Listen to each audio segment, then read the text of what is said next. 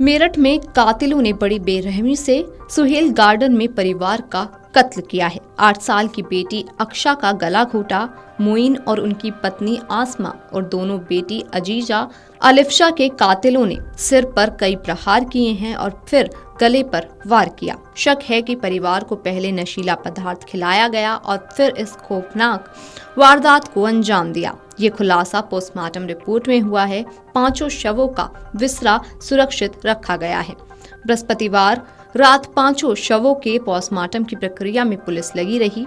शुक्रवार सुबह घटना की जानकारी लगने पर मॉर्डन के परिवार, रिश्तेदार और आसपास के लोगों की भीड़ पहले सुहेल गार्डन फिर पोस्टमार्टम हाउस पर पहुंची। परिवार के कई लोग ही सामूहिक हत्याकांड में संदिग्ध हैं, जिसके चलते कागजी कार्रवाई में देरी हुई।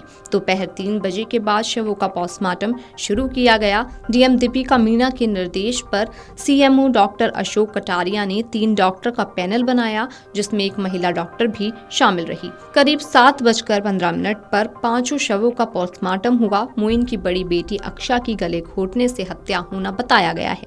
मोइन व उनकी पत्नी आसमा के सिर पर 10 से ज्यादा प्रहार हैं और फिर उनके गले काटे गए। दोनों मासूम बच्ची अजीजा और अलिफ्शा के सिर पर 2-2 प्रहार के बाद गले पर धारदार हथियार के साथ निशान मिले हैं।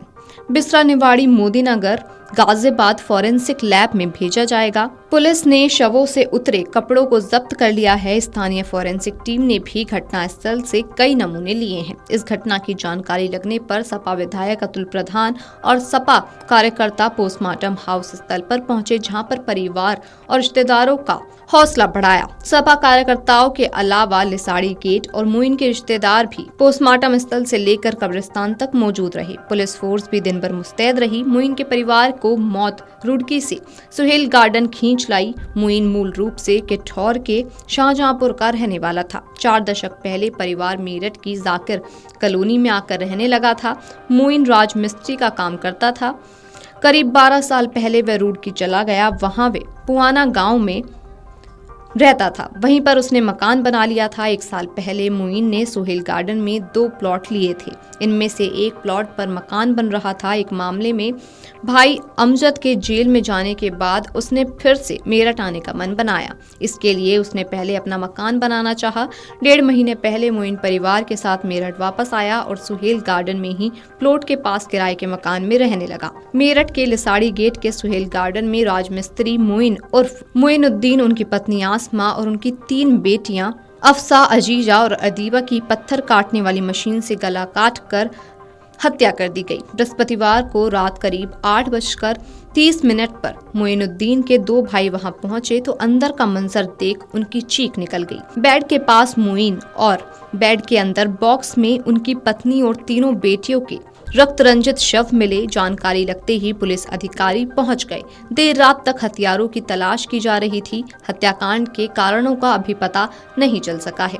एसएसपी विपिन टाड़ा ने बताया कि मोइनुद्दीन 1.5 महीने पहले रुड़की से परिवार के साथ सुहेल गार्डन में आए थे।